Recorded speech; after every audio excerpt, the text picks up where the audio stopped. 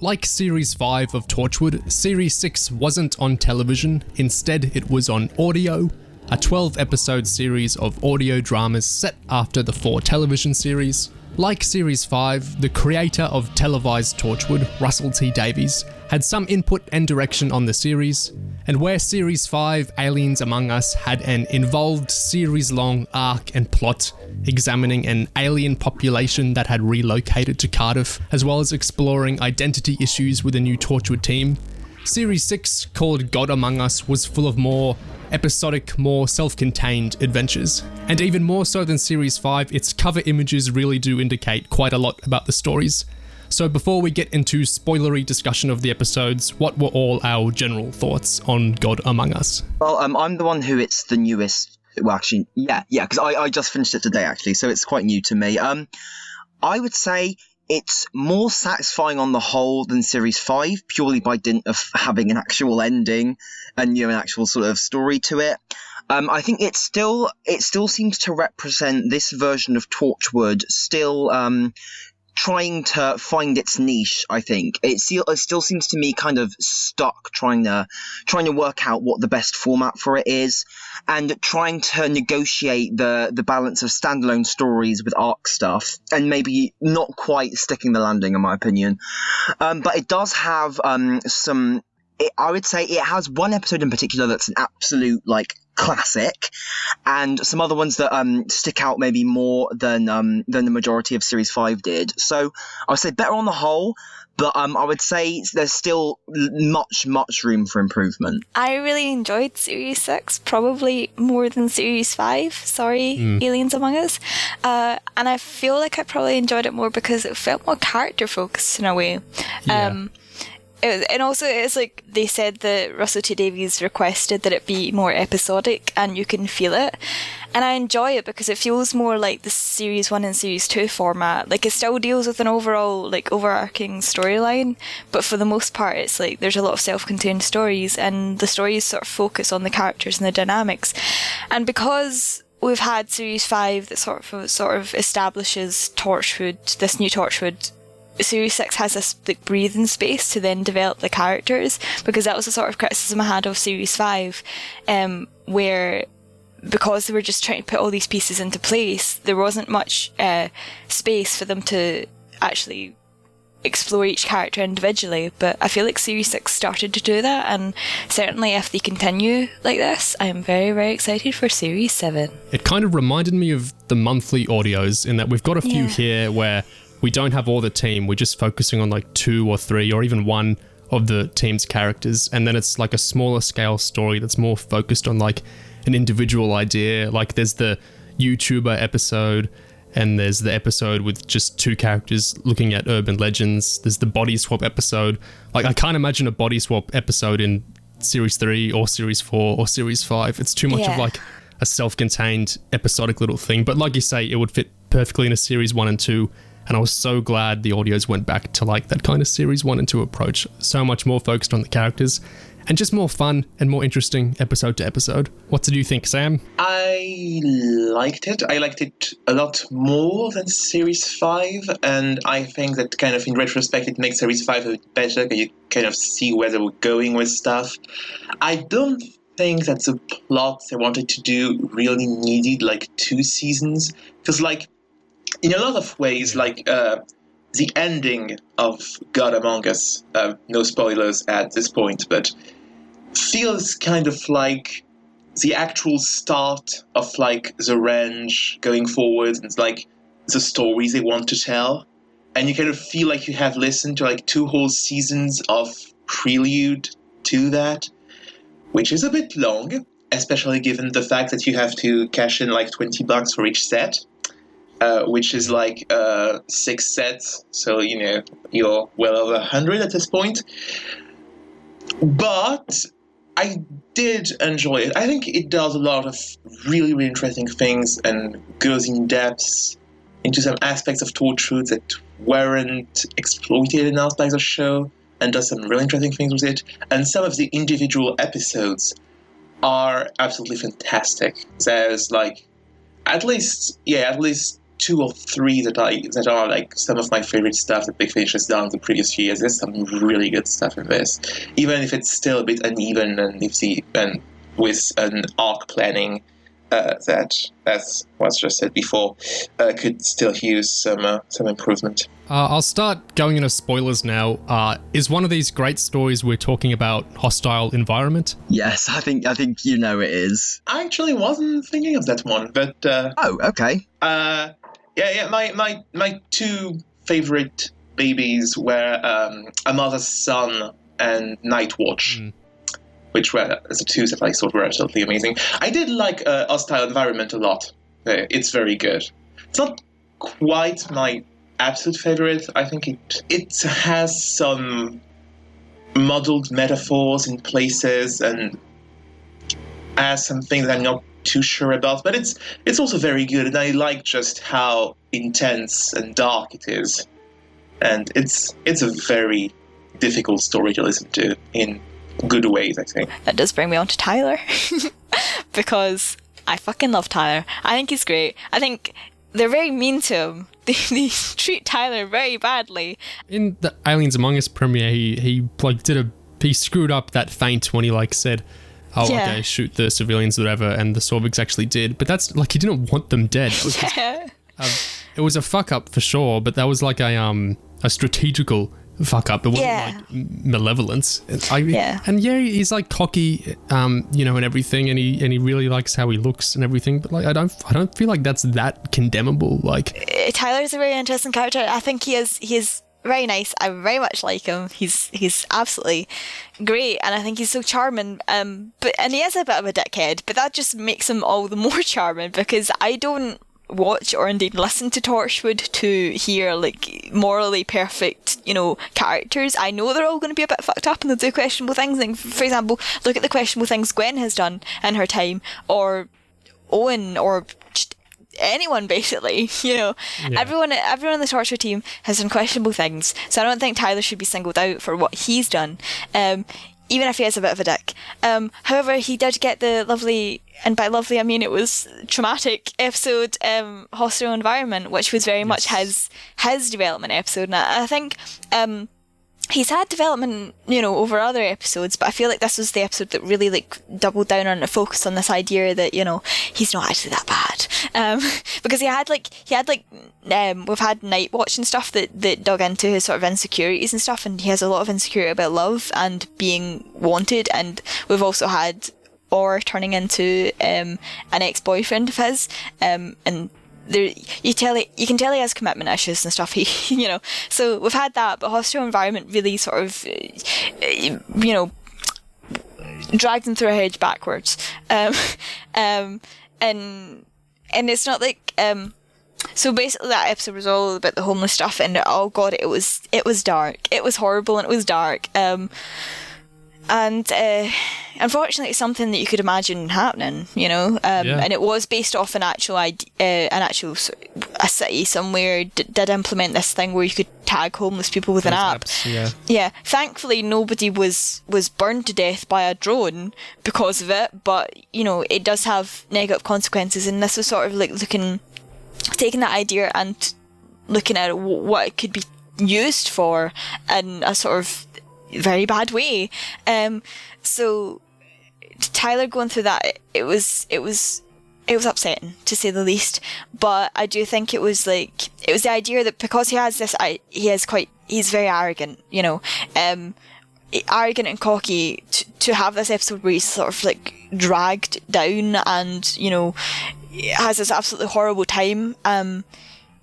It sort of teaches him in a sense that he's not better than everyone, and almost you get this idea, especially because I'm talking about really his character after this episode, but he starts to become more good and more caring and more empathetic, and certainly I think him having gone through this horrible time and sort of seen how people have to put up with, he does become much nicer, but I don't think that stuff was sort of not there before. It was just that he was too arrogant to show it, But I really like the scene at the end of that episode. I think that was probably one of my absolute most favourite scenes, because it gave such a lovely insight into Jack as well. It was the whole, when Jack's letting Tyler, well, Yvonne lets him, but it's Jack's idea, lets Tyler stay in the hub, and they're having the discussion, and the whole idea that Jack says to him, you can let the mask down around me, it's that idea that everything Tyler does, this sort of arrogance, he's putting up a front, and that's completely gels with what we've seen before from him in things like Night Watch, and certainly in Origin introductory episode and stuff, this idea that he does act like a dickhead because he's hiding some real vulnerabilities. So this idea that Jack's like, you can be vulnerable around me, like, don't, if you need to sort of let that side of yourself out and sort of have an outlet for it, like, I'm here for you, which was a really, really lovely thing from Jack. I think Jack is such a sweet character just in general, and I love that there's that sort of softness of him, because obviously there wasn't a lot of him in series 6, and when there was, he was sort of pulling the strings and doing plot related stuff. To have this sort of character moment where you sort of see that softness of him was good, and it sort of harkens back to stuff we haven't really seen much of from Jack recently. So you're saying Jack is so soft for Tyler? Ah, shut up. You're going to say they held hands. They've done a lot more than hold hands, Neil. Definitely have. I think hostile environment stuck out a lot for me for several reasons. I think from the get-go, I mean, it's nice to have a story that is brazenly very political from the title onwards. And I think immediately from the very first scene, it really grabbed me from pretty much the first second, because it opens in medias res with that scene of Tyler on the street trying to bring himself to, beg for money, and being so, unable to do that because of his inner pride and stuff. And immediately that was kind of like a shit just got real moment for me. Like, oh, okay, we're actually going into this thing of Tyler being homeless and him being brought so low, and we're really going to be going through the ringer here. And from then on, it goes into this really, really well done structure where we just jump from scene to scene. We skip loads. There's lots of the scenes, they feel very disconnected as Tyler starts to lose track of time. We get the sense of every day being the same. And I really love how the form kind of complements the content in this case. And in terms of the darkness of it, it's the only episode where I was continually going, oh my god, what the fuck? Like, this is just so messed up. And with that, I think, rather than just exploitative edginess or kind of wanton sadism, I felt it was good because it made the story very angry. I think one of the other things that made the story kind of stick out to me so much was that current of anger in it. And the way in which, through this sort of bleak story, it's expressing a really quite intense condemnation of how we treat homeless people, and how even someone as lovely as PC Andy can just obliviously kind of perpetuate something utterly horrible. Like, I mean, for my money, probably my favourite scene in the episode was where Tyler kind of comes to Andy for help, and we're happy that Andy's shown up because Andy usually means good things are going to happen. But he turns up and he just, tags Tyler with the phone app just like everyone else, and that's so demoralizing. And it's just little bits of kind of, suffering like that, and bits of sort of really twisting the knife in the listener that I felt really, kind of put that story a notch above. It made it a very gripping experience. Neil, do you have anything nice to say about Tyler?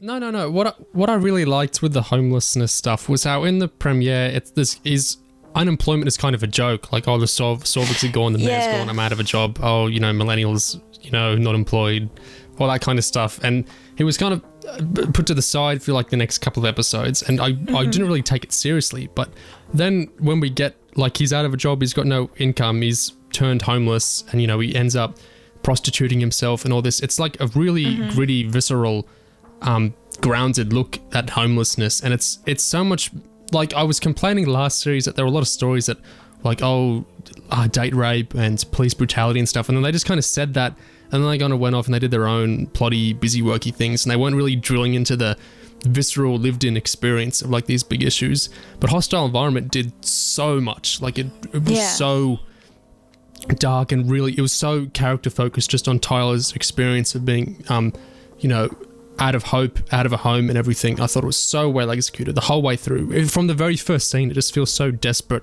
and engaging.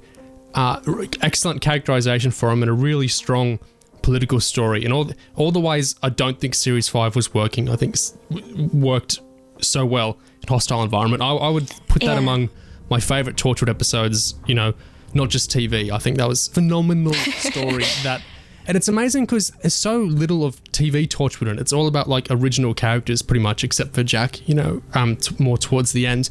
And yet it felt so Torchwood to me because it's like more so than Series 5, which had, that big plot it was trying to cover. Series 6 had a lot of episodes that were more playing with the format, like The Man Who Destroyed Torchwood, which was having like that pastiche of the other Torchwood characters as thought up by the conspiratorial YouTuber. And then like A Mother's Son, like Sam was talking about, I loved how after that huge plot moment of the flood hitting Cardiff, you'd think the next episode would be all the Torchwood cast reacting in like a real follow-on, but instead it veered into this new kind of like side character and her experience of the kind of desolation the flood had wrought and everything. I thought there were a lot of episodes more kind of playing, kind of like the monthlies do with the format in interesting ways, and I thought that was a really good direction to take. Well, I mean, they also borrow quite a bit of the plot from the monthlies, which I think might be one of the issues people might have with Series 6, is that if you don't have listened to at least some of the monthlies before, I am not sure you're going to understand all that much about the plot,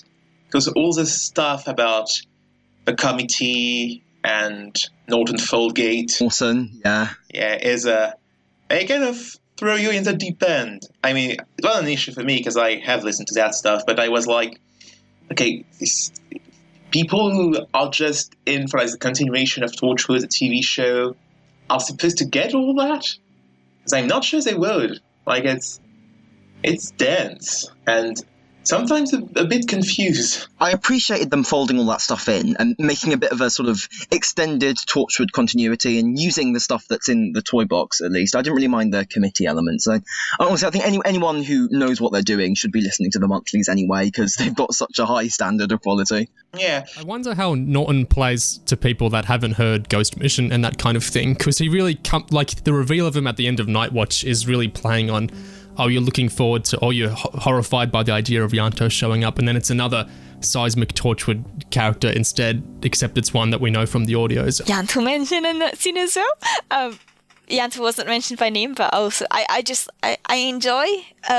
greatly enjoy the fact that Ianto is never forgotten, and even in Series 6, because, and also the reference to Jack saying that.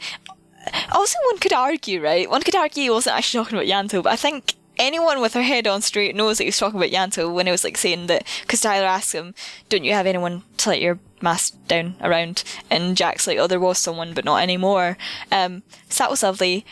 Just whole scene, just go listen to it again, because it's great. I think it'd be an interesting experience, if you just watched the first 4 series, then just listened to Aliens Among Us, and just heard Series 6 without hearing Forgotten Lives or the Torchwood Archive or anything. It would definitely be unwieldy in some ways, I think, yeah. But I mean, I think it does work on like a thematic level. I think it's interesting to kind of, set up Torchwood against the committee, which very much represents its sort of like bureaucratic, imperialistic power, which is something the Torchwood Archive got into a lot, and sort of having them assert themselves against that. Because, Aliens Among Us was so much about deconstruction, and it's 2017, what is Torchwood good for anymore?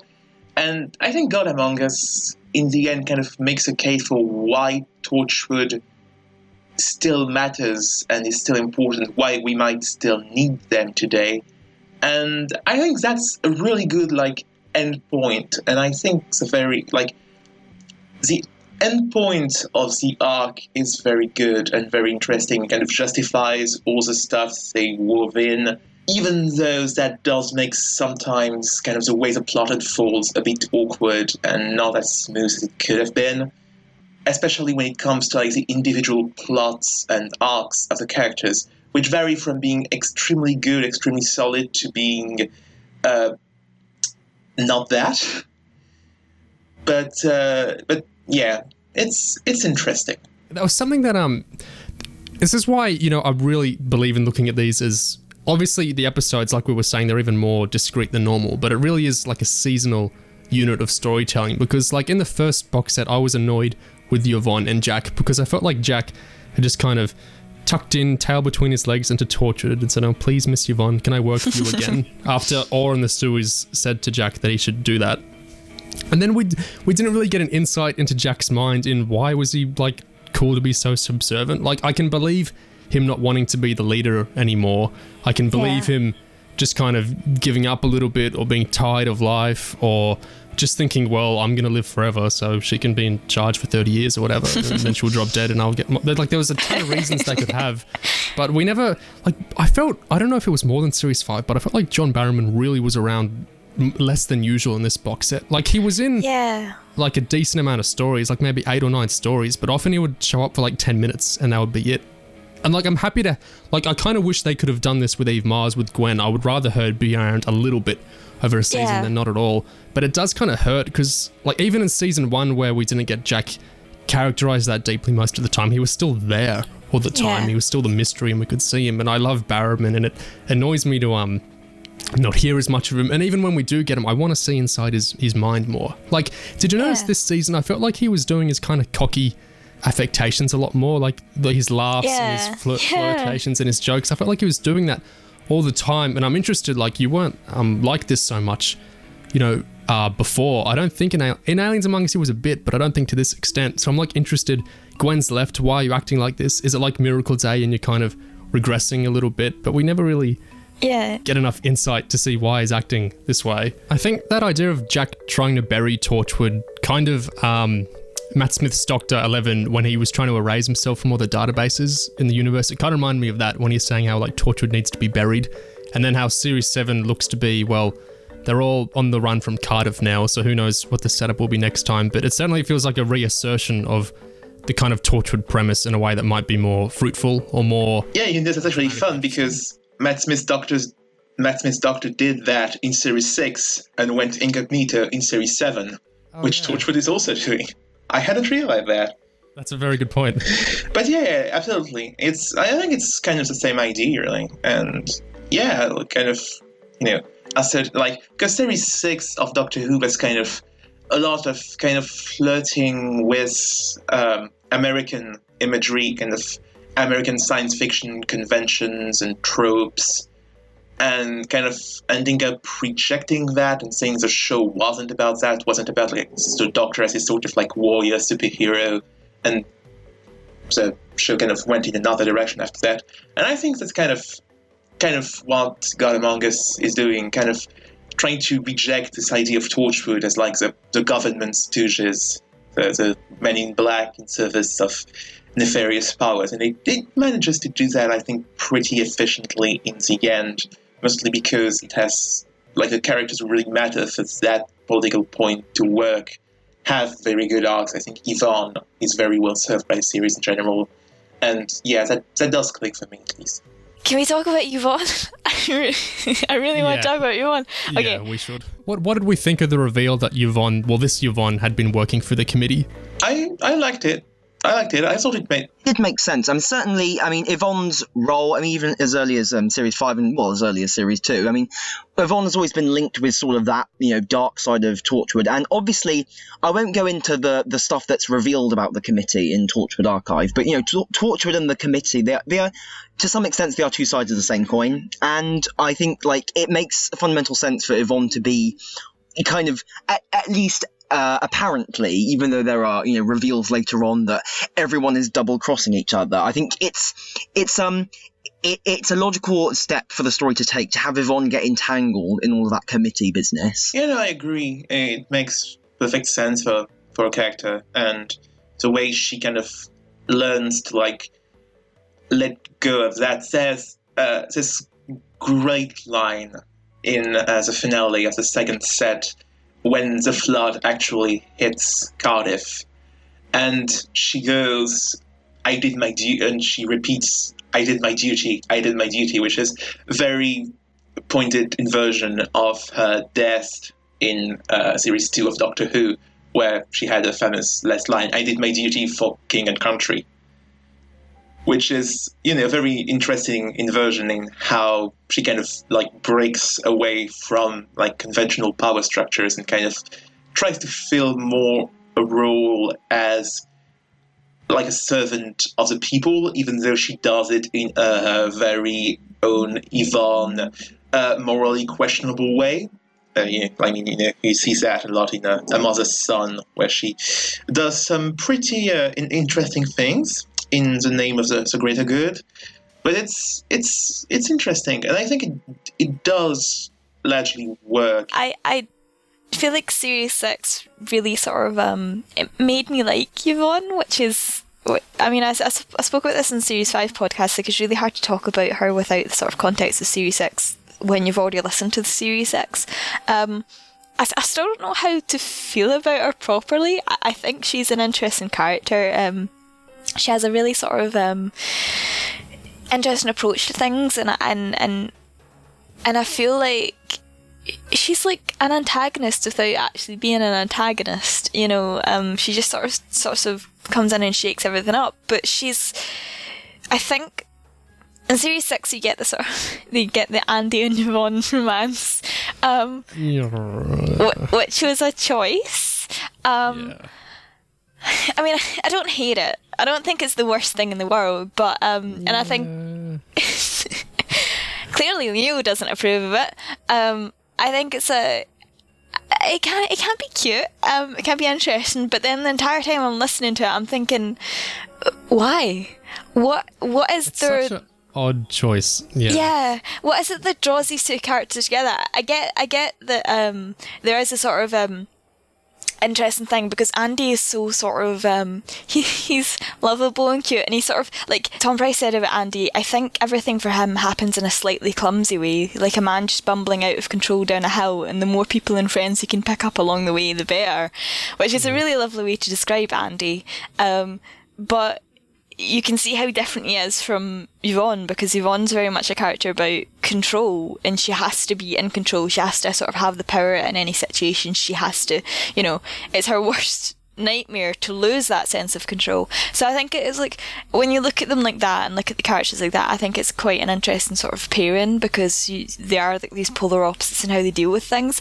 But I still don't get what drew them together in the first place, because you never see it in Series 5. There's allusions to it, and them sort of going out to dinner together or something, or like, having met up and everything, but you don't actually see that development. It's just like you're meant to like sort of figure it out in Series 5, and then Series 6 becomes more like obvious, or very obvious with it, and you're meant to just go accept it, but you never see that progression of like from them being strangers to them, getting together, like, or at least having that sort of attraction to each other.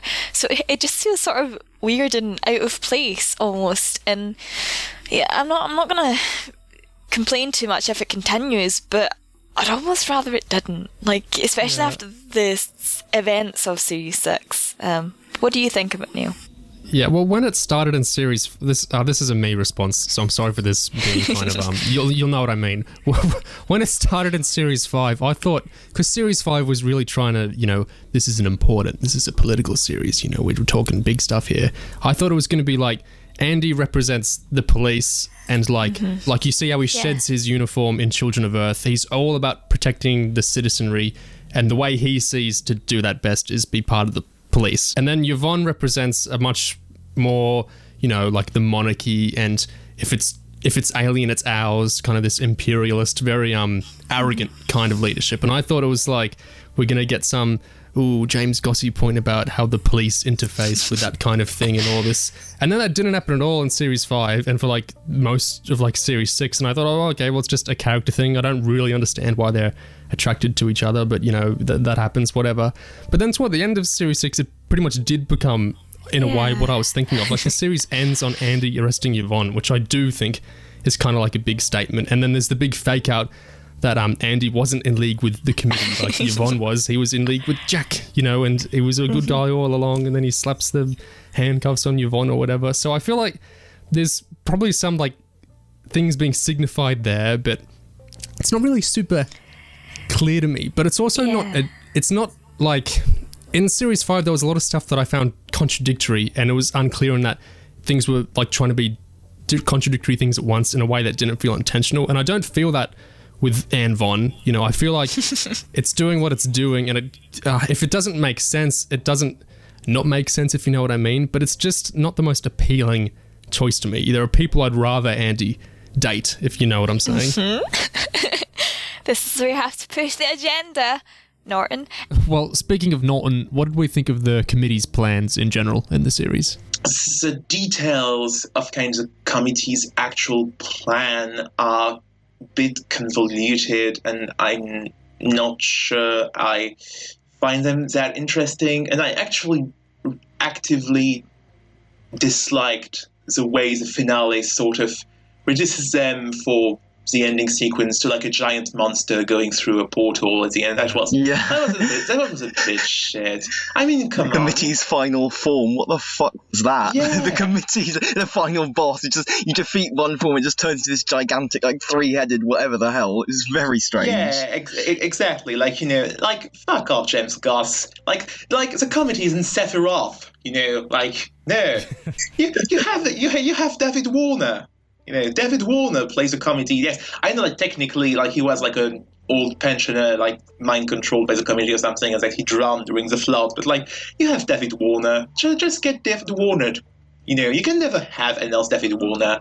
I thought it was really in continuity with Miracle Day, the ending, how the three families, you know, which got retconned in connections to the committee and all that, wanted to like reset the world by you know, like this seismic change, and then, you know, some people would be around, some people wouldn't, and that's like the vague plan the committee's trying to enact in like Series 6 through Cardiff. So I felt it was kind of connected there, but it's all a bit like what the idea of what the committee signifies feels a lot more interesting to me than like the actual mechanics of the plans, which get all a bit hand wave villain organization-ish. You know, I think that symbolically it's interesting because there's a lot of like very pointed religious imagery throughout the series. I mean, it's called God Among Us, so like it, yeah, obviously.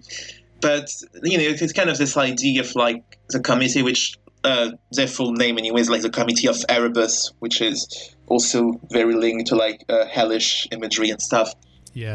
And they kind of want to cause like very pointedly like a biblical flood to create a new paradise, which has, of course, a lot of implications regarding the use of religion, regarding queerness, because the series does a lot of exploration of like queer characters' lives and sexuality, and that's, you know, I guess there's almost this implication that you had like a biblical flood against the gays, almost, because like the episode Eye of the Storm, where like the flood actually happens, has a lot of very pointed discussions between Captain Jack, Mr. Colchester, Tyler, Norton Folgate about their homosexuality and the way that they were treated. I think it's Mr. Colchester who talks a lot about the AIDS epidemic in the same episode as the biblical flood. But yeah, the actual execution of the committee's plan isn't all that interesting, and it's a bit of a shame. Also, given how the series ends, I'm pretty sure they're going to be like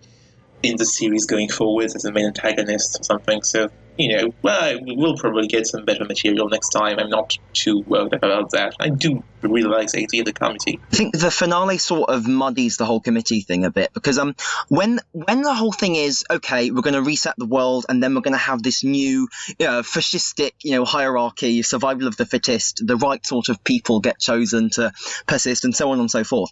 And obviously that links to Miracle Day as well, and that all makes sense, I get that. But then in the finale, what we get is this Stargate thing to Erebus, and the committee's just going to walk through and take over the world. It just makes them very generic alien. Basically, it makes the threat an invading force from outside, rather than something that's going to turn our own worst instincts against us, and kind of institute and have us create our own sort of horrible regime. It's a bit less interesting of a threat, I think. Like, it seems like the threat of the committee and the interest of them is that they're going to sort of turn the world's systems against it, and basically end up just sort of having us destroy ourselves so that they can kind of make a profit. So to turn it into this whole, okay, yeah, the big monster's going to come through the portal, I think it makes them feel a lot smaller. Yeah, definitely. And I agree about the Stargate parallels. I could not stop thinking about that. Something I was thinking about last night, actually, when it comes to sort of God Among Us and Aliens Among Us as well, Cardiff doesn't really feel like Cardiff. Like, I don't know how to explain it. But it's like, I think this is a sort of thing that started in Series 3. Series 3 did it well, but sort of it started, Series 4 of Torchwood started to go off the rails a little bit. And what I mean by that is, Series 1 and 2, if you set aside things like Abaddon and all of that bigger stuff, what I always thought was charming about Torchwood was this idea that, okay, it's all ridiculous, it's aliens and it's, you know, all this funny stuff happening, but the idea is like it's happening alongside real life and it's happening right under your nose, and it's like the idea that this is a secret organisation. That's air quotes there. But there's this idea that you're just living in this world, and all these secret alien stuff, things could be happening around you, and you wouldn't even know because, you know, Torture's out there dealing with it, and it's that sort of like urban fantasy sort of thing where, and it's the same idea. Like, I remember reading like a thing Neil Gaiman wrote about Doctor Who, the idea that when you watch the show, and this applies to Torchwood as well, it's like the idea that anything's possible, and it's this sort of fantasy idea that all these things are happening in the universe that you live in. So when Torchwood came along and I was watching it, and it was like, it had that sort of fun aspect, and I always think to myself, oh, I really want to go visit Cardiff, not because Cardiff as a city necessarily interests me, sorry to all the Cardiff people out there, but because I feel like if I went and stood, you know, where the hub sort of is supposed to be in this Torchwood universe, I would feel like the hub was underneath my feet, you know, and it's that sort of idea that Torchwood is almost real, but then I feel like, and it's not necessarily criticism because it's not like I disliked the stories, but when Series 4 came along and Miracle Day was a global thing, so that was like the moment it was kind of like, oh, Torchwood does not exist in our world anymore, you know, it's kind of taken its like own path in a sense, and Aliens Among Us and God Among Us has sort of done that as well, and certain episodes it still feels sort of real in a sense, but when it certainly comes to things like the tsunami happen and all that, it does feel very divorced from real life because it's something that obviously hasn't happened and wouldn't happen, hopefully. Who knows? Which isn't a bad thing, but I feel like certainly because Aliens Among Us and God Among Us deals with a different version of Cardiff, it does feel sort of removed from reality, which isn't, again, a bad thing. It's just it's sort of missing something almost that Series 1 and 2 had. Again, if you exclude the Abaddon shit and all that. But like to. Yeah, but I don't mind too much because I feel like the characters have been so strong in Series 5 and 6 that, like, even if it doesn't feel as real in a sense, it feels real through the characters because it's real to the characters, if that makes sense. But yeah, that's all. Yeah, I totally get what you mean. We lost that set because even in Children of Earth, we get like those cityscape shots of London so much because so much of it's set in London, and then Miracle Day is hopping around America and China. Even when it's not nuking China, we're still in China. But Aliens Among Us, it was all in Cardiff and it was about Cardiff, but I didn't really get that sense of Cardiff that I do with God Among Us. And I think part of it is that little special podcast thing they released before the first box set, the Cardiff Unknown October 2018 thing, which is, I think it's kind of like a pastiche of a BuzzFeed podcast. BuzzFeed Supernatural. Which is really good, by the way. I really love it. Anyway, continue. Well, so this was before, you know, the third, second, and first box sets, and it deals with some of the fallout of Series 5, like in an in-universe, two characters talking about the events of what happened and setting up events of Series 6. Like, they talk about the urban legend that is Scrape Jane that we don't get dealt with until episode 10 of the series. They talk about, like, the past four mayors who are, that's from the Yvonne Monthly audio One Rule, from Boomtown in Doctor Who, and then from Aliens Among Us, you know, all those four mayors come from. So it's all tying together all this different world building. in like a kind of kooky Torchwood way. I thought that was a really good way to start the season before the actual box sets, because it really kind of cohered Cardiff into feeling like this actual, it's not real Cardiff, but it's Torchwood Cardiff, and it's got its own history, and all the audios and the show and Doctor Who connect into it, and it's this really layered place. It really felt like a great place setting before we actually started the series, and I felt much more tied to the setting, like you're saying. And I love that, because Cardiff is Torchwood, Torchwood is Cardiff. You know, I like bits of Miracle Day, and I love Children of Earth, but I liked, like we said, with the structure and with the setting, it's nice to get back to that kind of series 1 and 2, Torchwood's in Cardiff, Torchwood of Wacky Adventures. That's what I want to hear.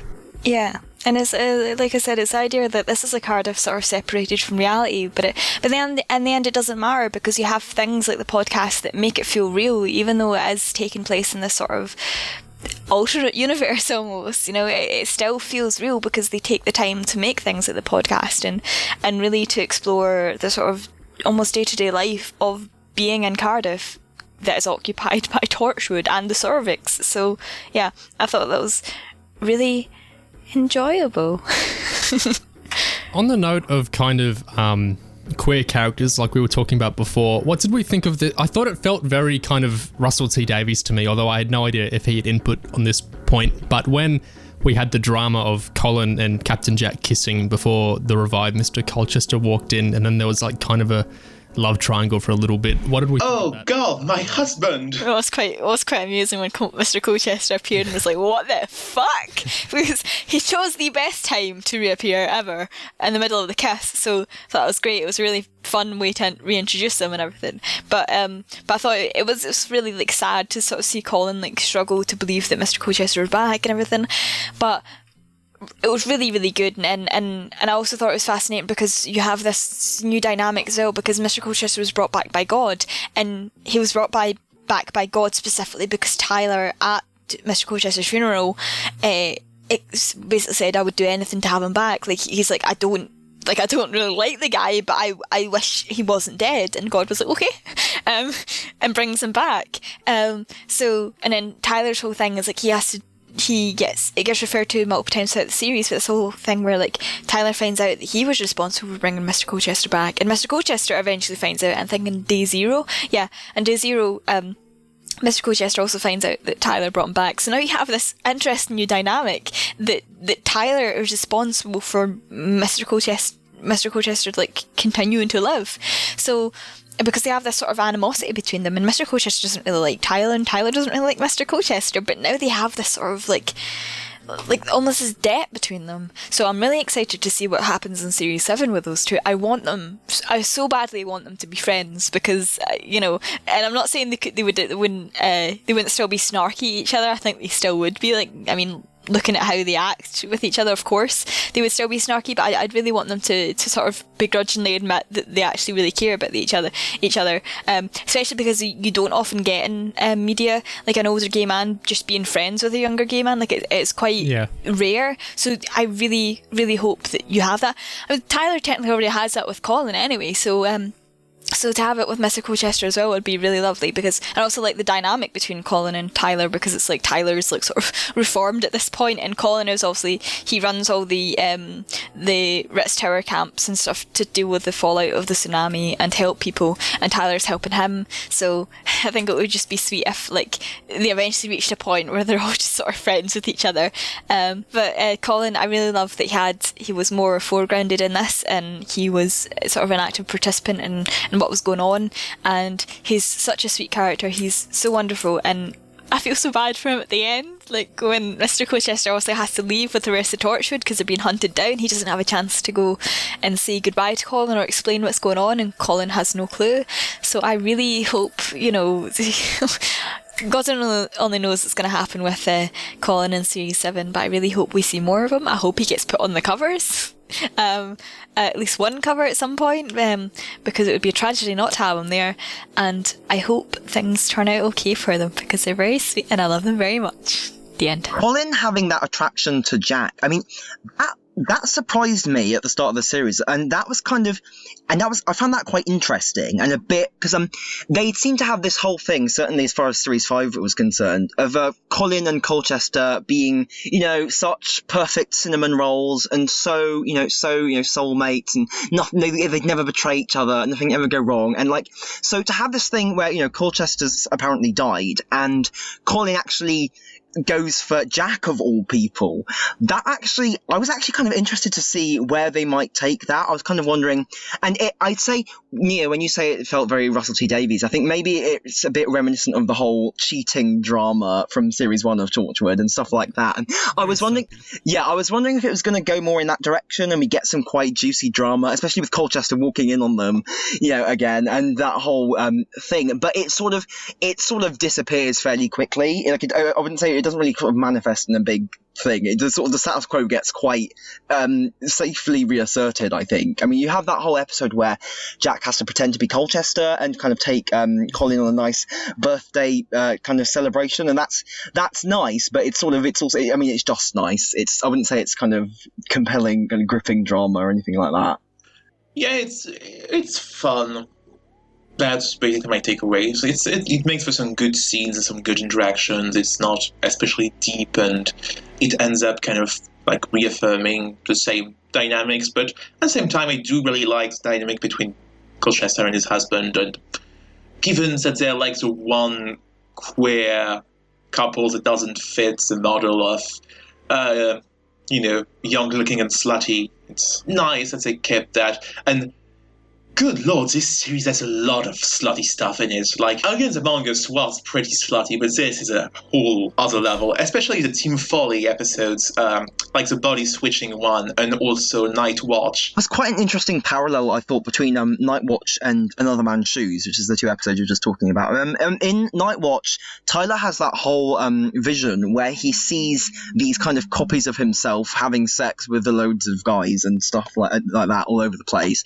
And then in Another Man's Shoes, he sees Norton take over his body and go around having sex with loads of dudes, 6 in the space of 10 minutes. It's ridiculous, and it struck me that was an interesting bit of a bit interesting parallelism in terms of this thing of Tyler sort of being so disturbed by the sight of himself, being this kind of just going around having loads of sex and just sort of kind of putting himself out there so sort of wantonly.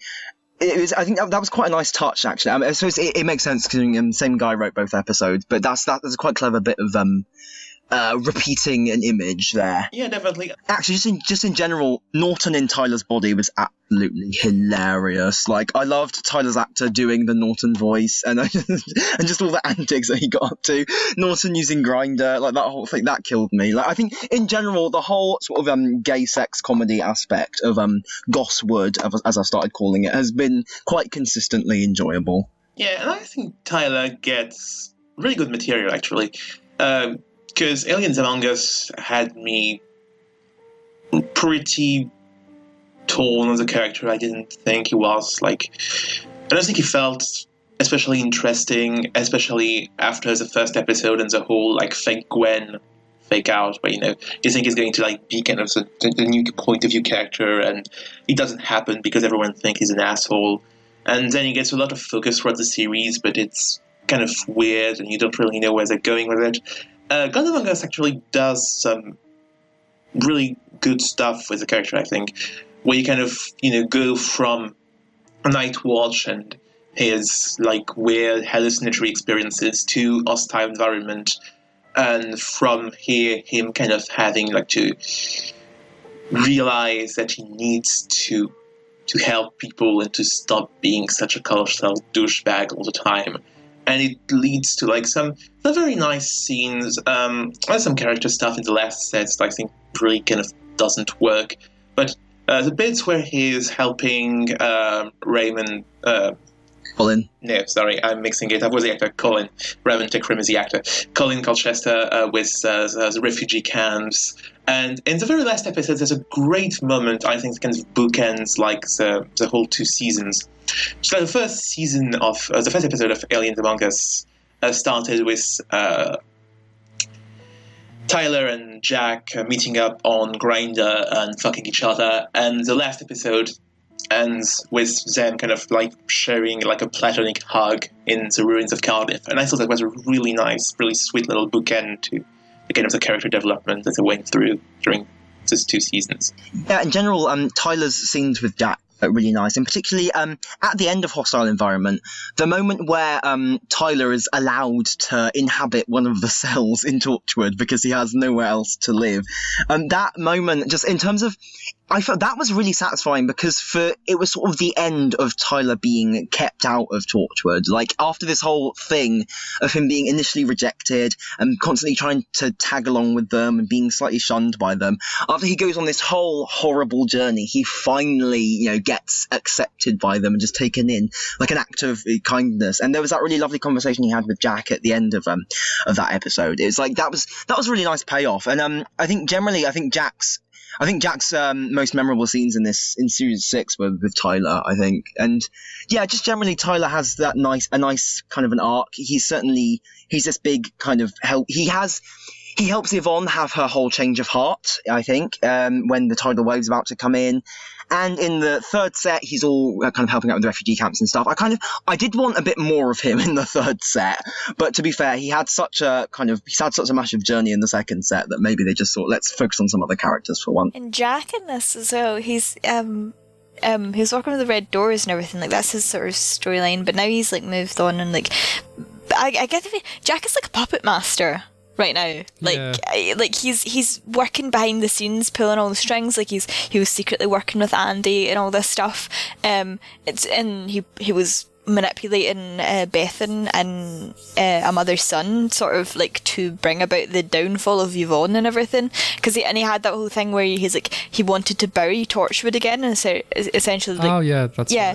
Right. So I think his motivation is where like he wanted to sort of lead to Torchwood's downfall so that everyone think, oh yeah, Torchwood is dead now, but in reality they're still there, they're still working. I'm going to wind back to the point I forgot to finish. The first box set, I was annoyed with this Jack Yvonne setup because I felt like they hadn't explained why everyone's cool Yvonne being the leader, Jack's cool not being the leader.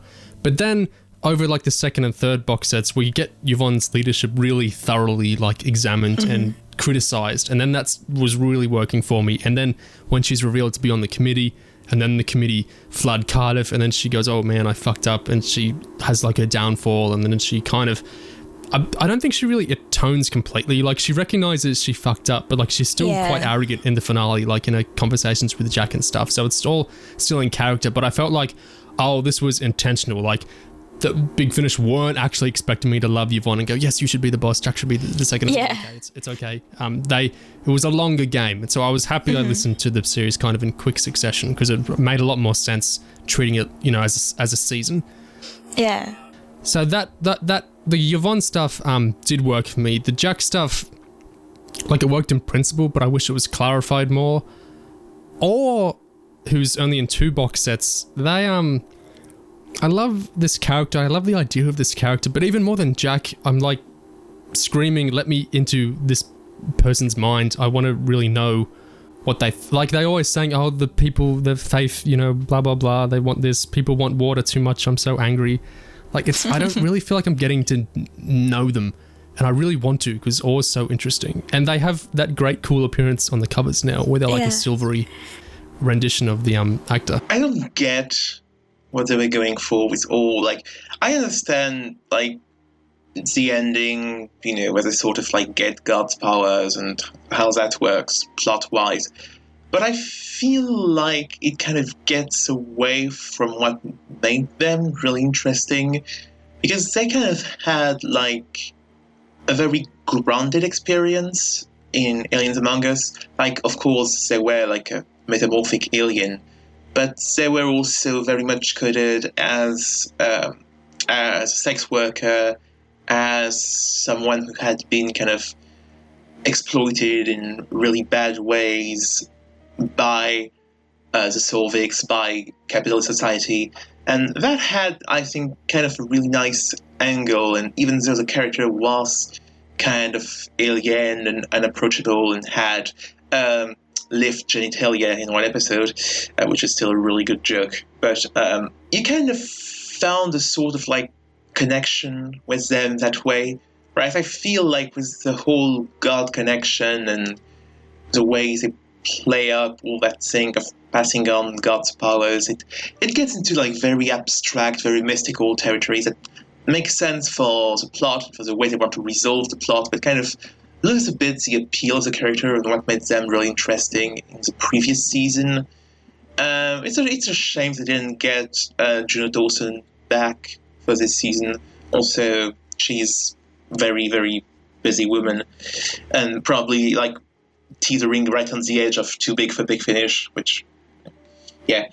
But still, it's a bit of a shame. I think, yeah, Orr wasn't especially well served by this season, which, yeah, I mean, you know, at least other characters. The finale, Orr's whole purpose with God, it basically boils down to God giving her this whole, like, energy burst, and then Orr sending a spirit bomb at the committee. And it struck me that, see, for a lot of the series, I thought it might be going somewhere differently. Like, certainly in the last set, with this whole thing of the increasing connections between Orr's ability to sense people's desires and obviously God's ability to fulfill people's desires, I thought we might be getting some sort of thing where Orr would actually become the new God somehow. And I thought that, I was interested to see if that was going to happen, because I thought that might be a quite interesting, link there, to have a character who was originally created to be this sort of almost a sex toy, this really twisted kind of tragic creation, to have them evolve into this like really kind of powerful entity. That seemed like it might have been quite an interesting arc. I'm not sure what exactly it would have mean or been saying per se, but I think that it does seem like there's some unused potential there, certainly, because it gets a bit anime by the end. It's like, oh, take my energy. Oh yeah, send the big blast of vague energy at the bad guys and kill them. It's very Dragon Ball Z, isn't it? Yeah. I felt really, and this is like a thing that was in series 5 as well, but they're a character in their own right, but all the stories just seem to use them. All the other characters seem to use them. Yvonne was using them and Tagged, for example. Yeah. And now they've been used by God, essentially, and God Among Us. And it's kind of unfortunate, because I really like Orr, but and it's part to do with their abilities, you know. They sort of they project the needs and wants of others. So it makes sense that they sort of exist to almost give commentary on what other characters are going through. But they are a character, you know, and certainly their introductory episode, at the very end, which, by the way, I quite like the God Among Us sort of tied back to this, because do you remember when Orr's collar, like bomb collar, fizzled out? Turns out that was actually God, you know, diffusing it, essentially reaching back in time and diffusing it so that they didn't die. But Orr's introductory episode in series 5 was very much like, it ended in a way where Jack was like, no, you have to be your own person, you know, you don't have, you know, because that was the idea, like, they were often to turn into Yanto, and then Jack refused and everything, and that was really good, and it was really strong, because Orr has been a slave all their life, essentially, so if it had started an arc, a character arc, where they acknowledged that they had this part of them, obviously, that is, in a sense, does exist to almost serve the needs of others, because that's what they were sort of designed to do. But if there was like written more to, like, they were either rejecting that or trying to find themselves independent of that ability, that would have been really good. But then in God Among Us, it just continues this idea that Orr just keeps getting used and is sort of there to stand around and, you know, point at other people and go, this is what you want and this is how you feel right now, you know. So I would love to see in series 7 an exploration of Orr that actually looks at them as a character rather than them as a commentator, you know. So I was quite almost disappointed. I thought some sort of ideas were interesting enough, like God passing on their powers to Orr, but I just don't think it was very effectively handled, really, and it's a shame to lose out on that sort of Orr characterization. I think how Aang was used in this series, I also was kind of wishing for a bit more. I felt like there was kind of a character reboot of her because she's suddenly treated much more genially, and like Yvonne's saying, "Oh, Jack, grow up. You should be fine with Aang now. Like, get over all the Gwen business." But like, she murdered a woman in Tagged, and she like taking over Gwen's life was a real villainous act. And I feel like because Alexandra Riley's a great actress, and I love the episode she wrote. But the character, I feel like, needed a bit more in-universe justification for the team being much more chummy with her. Because I always felt kind of on the outside of how she was being kind of framed in the series. Because I like the performance and I want to like the character more, but I'm still thinking, man, what you did last season was really messed up. So, Aang is a very confusing character because in Series 5, she's sort of set up as like, you're meant to dislike her. Because she's also taken Gwen's body, she's doing all this bad. I mean, she kills people, you know, to hide her identity and all this stuff. So Aang is like confusing because in Series 6, it's like that aspect of her has just been sort of forgotten. Like it does get brief references to it every now and then, but as things go on, it's just not really acknowledged anymore that this is. I mean, I guess they don't know that she killed people to hide her identity. I don't think they found out that she killed that girl. But it's never discussed that Aang, you know, stole Gwen's body and really was a bit of an antagonist almost for Series 5. And you're just expected, she's just sort of there and you're just expected to like her. And her sort of character is like, she's a Gwen, but she's not. And like I think in Series 6 she says something about how she feels like all the stuff she remembers about being Gwen, she feels like that was her and all this. I don't know how to feel about her because it's not that I dislike her. It's just that like if she was a sort of character in her own right in Series 6, then I'd be like, yeah, you know, whatever. Like I do enjoy. I mean, I don't think she's had much of a chance to shine, really. I don't think she has anything hugely defined about her. Because the other characters, I feel like, I mean, as I said it in the Series 5 podcast, it's like all the characters are like so well realised. If you wrote down their dialogue, you'd be able to identify who's speaking just by their words if you didn't know who was who. But Aang, I just feel like for the most part, she's a bit generic in her dialogue, and I would like to see sort of more of an exploration of her sort of as a character, just more understanding of her, and it's a shame, I think, that at the end of Series 5 we didn't have a situation where like she'd forgotten what she did to Gwen. Yes. Like if she'd had, after she got split apart from Gwen, like it would have been perfect just to give Aang amnesia about it, because well, you said this to me actually, Neil. You were like, it's like this idea that because obviously Jack has a struggle to sort of trust and like Aang because of what was done to Gwen. Yvonne criticised him at one point and basically acts like he's being childish about this sort of distrust, and that doesn't really make sense because Jack has every reason to distrust Aang. Like we've been given no reason, and certainly Jack's been given no reason to like or to believe in Aang, and you know, believe that they aren't up to no good. So Yvonne making that criticism and the narrative sort of just suggests that she's right for making it. Like she's not. She's really not right for making it. However, if they'd given Aang amnesia and Jack was still like sort of being prickly towards her, like, no, you know, I don't trust you and all that, and Yvonne went, well, you're being childish, you know, because Aang can't remember what they did. How can you hold her accountable for something that, you know, that she has no recollection of and all that stuff? Then it would have made more sense. But unfortunately, no, she still remembered everything she did, and I just don't know how I feel about her at this point, basically. It's kind of like the Jack transphobic line in Series 1 or the Owen date rape stuff. It's like they've kind of rebooted the character and like this stuff doesn't really feed into it anymore. But those were just like the 30 seconds, you know, scenes, whereas this was like a whole series long arc for Aang. So it's like you really needed to do something in story to kind of go, oh, stop blaming her for all this shit. We like Aang now. You know, the actress has written one of the stories this season and it was really good. And we like her performance, so we want to like this character. But they needed to throw us some kind of in-universe bone for us to stop. Yeah. Like, I don't think we're meant to feel uncomfortable with her, like, by the end of the season so much. She killed Gwen's mother. Hashtag justice for Gwen's mum. Basically, like, I think the writers seem to want us to forget that Eng murdered Gwen's mum. I think I don't know if maybe they regret putting that in, because it seems so jarring with everything they try to do with Eng in Series 6. And, like, this whole thing of, like, making her sympathetic and stuff like that. I feel like if you just forget the bits where she killed people in Series 5, it more or less works. So it's like, okay, well, maybe if we just render those bits non-canon, then fine. But it's always going to annoy me, I think, that they're never going to actually address or sort of reckon with this thing of, like, they had her shoot Gwen's mum. That's Gwen's mum.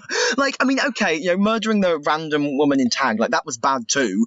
But, like, when it comes to someone who's so close to a character that we actually like, it's like, do you really expect us to just get over that? Like, it didn't even get mentioned. Like, it was really annoying me in every scene with Jack and Eng. It's like, are you not going to address this? And that was, they could maybe have mined some good drama out of it, even if I don't like the development itself. So it was quite annoying that it seems like we're never going to get that now.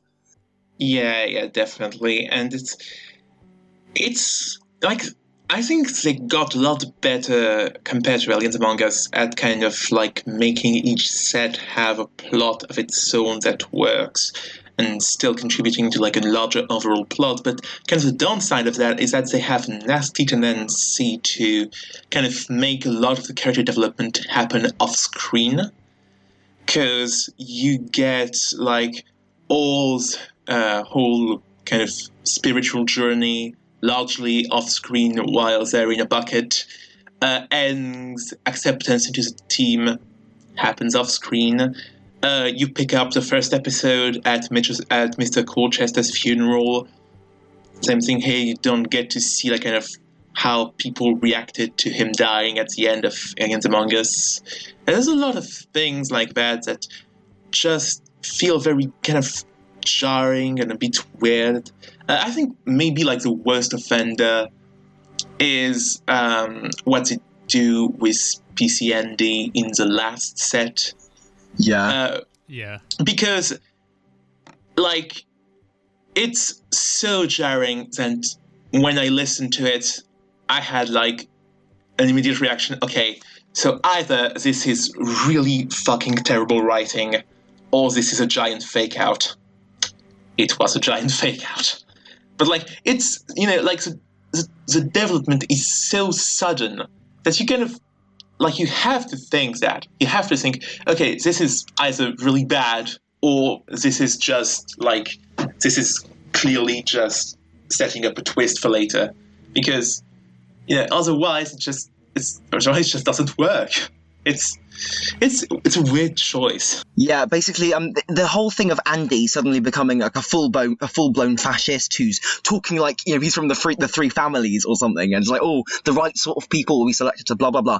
The whole thing of Andy just going full evil, it happens so fast, and it's like, it's impossible to take seriously, I think is the problem. So when it eventually gets revealed as a fake-out, it's like, oh, well, okay, who cares? It's like, the stakes feel very low with that development and that reveal, because it's so, when they eventually reveal to you that they're not even going to pay off this sort of rushed Andy's a fascist thing, it's like, it's not really that much of a relief. It's more just like, oh, well, okay, so you just wasted our time then, didn't you?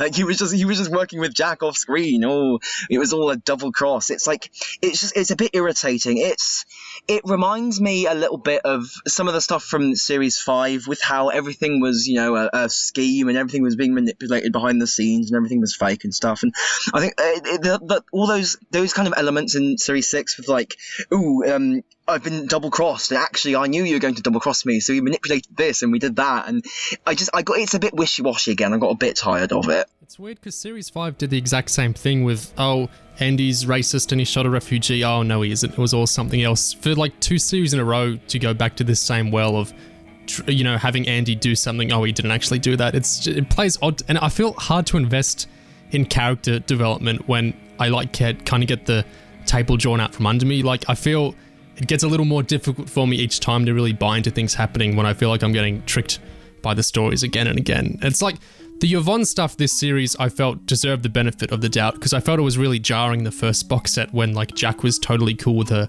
leading Torchwood more or less, but then the second and third box sets really developed her views and kind of condemning them and really like exploring the depths of her imperialistic kind of nature. But like Andy's character, I feel at a kind of remove with the Goswood seasons now, because I feel like in series 7 are we going to get another trick where he's like acts really bad one episode but it really wasn't that all along?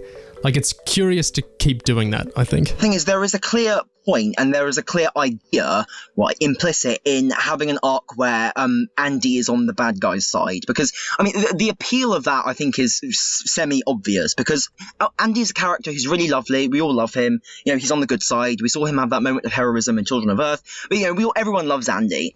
And having like a story in Torchwood where Andy is like, you know, on the bad side for once or whatever, not only is that kind of unpleasant for us, but it also links in a quite interesting way to Andy's nature, because you know he at the end of the day he's on the police force, he's on the side of the establishment, he's on the side of government and institutions and stuff like that, and you know he may have rebelled in Children of Earth, but like, you know, he didn't quit the force or anything like that. So it's like, so you know there are things you could do there. Like you don't have to necessarily make Andy a full-blown fascist to have him cooperating with forces that, you know, that we don't like or that are antagonistic.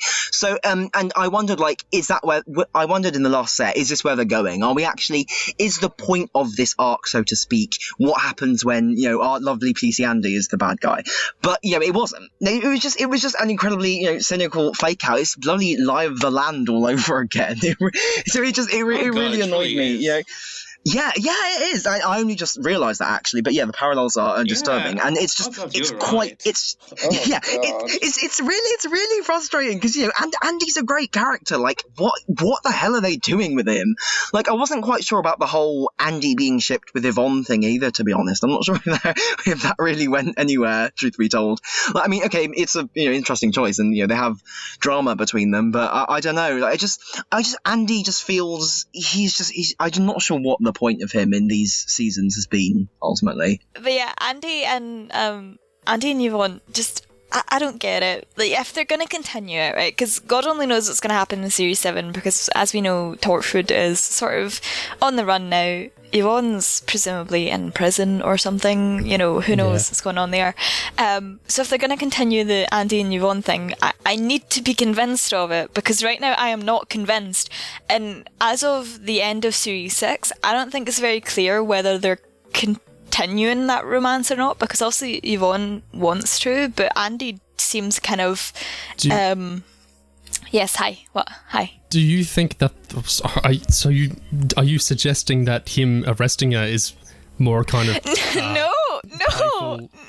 Situation and not an actual condemnation of Yvonne? Stop. I never thought of it that way. No, I did not mean it that way. No, I'm not going to get... No, I'm not getting that. Anyway,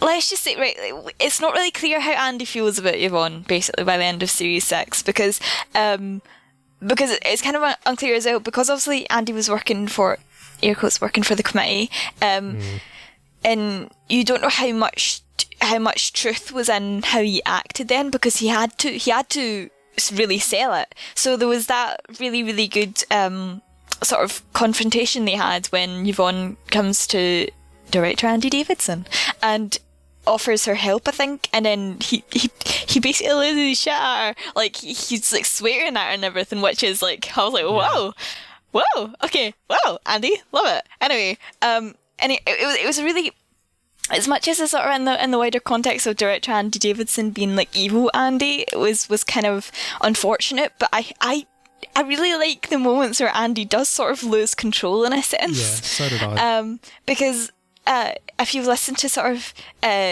previous audios, which hopefully people have, things like Ghost Mission and all that, in Ghost Mission, for example, he says that he doesn't swear. Like, he says to Norton that he just doesn't swear. He tends to use fudge instead of fucking all that. So I think to what extent other writers sort of are aware of this, because he has said bad words in other audios, but I think it does take quite a lot to sort of push Andy to that point. So to have him sort of lose control of himself and was just so fascinating sort of character thing. and also because Yvonne sort of does deserve to get shouted at to an extent, because you know she was working with the committee, she bad people, and she was aware that they were bad and everything. So she has essentially a secret sort of antagonist of Series 6. But at the end, it's like she has this sort of redemption almost, because she chooses to sacrifice herself, and obviously Jack saves her. But even then, like, you can't put aside the fact that for like what is it, like, is it 10 years that she's, at least 10 years she's been working 10 years working for this organisation that is just categorically evil. Like, there's no redeeming features about the committee at all. Yeah. So when they talk about, like, we want to reset the world and stuff, I'm like, how does even Yvonne bite? Like, this is so obviously evil villain, like, monologues. It's not even like a monarchy, we're going to protect you by being in control of you. It's, we're going to reset the world. You know, we're going to get rid of the undesirables and things. Like, it's really bad. Yeah, it's so bizarre, and also because Yvonne, as a character who's like I said, she likes to be in control, she likes to have power, so her working for the committee, she's not in control, she has no power in that situation, she is their pawn, and it doesn't really make sense for me that Yvonne would willingly join them, unless, like, I hope Series 7, because obviously Yvonne is going to continue to be a character, I didn't expect her to sort of be a sort of mainstay at this point. I don't mind, but I do want in Series 7 to sort of, if she's going to be, for example, in prison, and presumably we'll have a chance to talk, and I'd have a chance to talk to Andy, I want her to explain her motivations. Why was she working with the committee? You know, what drove her to that point? Why was she happy to do it? And everything. I just want to understand this version of Yvonne, and what pushed her to that point. And it wasn't... It's like, it wasn't even hard to convince her to betray them. Like, all it took was Tyler going, "This isn't you, Yvonne." Well, actually, it has been her for 10 years, so I don't know. Tyler, I don't know. It was the pizza he bought her. Yeah, it was the pizza, and the pizza convinced her. But yeah, so Yvonne's a very confusing character. I don't really know what we're meant to think of her at this point. I do like her in the sense that I like sort of her personality and everything. But right now it's kind of unclear what her motivations are. I think the series condemned to politics without necessarily condemning her. And part of that is, like, Big Finish clearly really loved the actress, and so they want to keep her around. I don't know if she'll be a regular in Series 7. I think it would make more sense to relax off her a little bit. Yeah. But certainly, we've justified Jack being the leader again. Like, she had a pretty epic downfall in that third box set. What did you think of St. John Colchester in the series? I still find his name so funny, because I genuinely thought, because I went onto the Wikipedia page for him, and I saw St. John Colchester, and I was like, what? And I knew that, okay, here's my thinking, right? I knew that Series 6 is called God Among Us, right? So I was like, his name is St. John Colchester. St. John, God, this makes sense. So I was operating off the assumption, right? Stupid as it was, because I did not know that St. John is pronounced St. John when it's a first name. Yeah. I thought... So also when he introduced himself to Yvonne as St. John, and St. John is used in Series 5, and then it gets used also in Series 6 a bunch of times as well. I thought that he was using a fake name, and Mr. Colchester was going to be like somehow connected to God in Series 6, and his name was St. John, because it would be like this, it'd be this like plot twist that actually Mr. Colchester's secretly been working for God this entire time, and his name is not St. John, it's St. John. Anyway, that's not true. I formed this whole narrative in my head just from seeing that one, like, his name actually written out, but no, his name is actually St. John. Anyway, I really love Mr. Colchester, and I think he's great. I think he's a wonderful character, very well realised. He's the Terminator in a cardigan. I'm pretty sure someone referred to him at some point. Yeah. And he's just so wonderful. I was surprised that they sort of... I figured he did come back, because he was on the covers of the third box set and everything.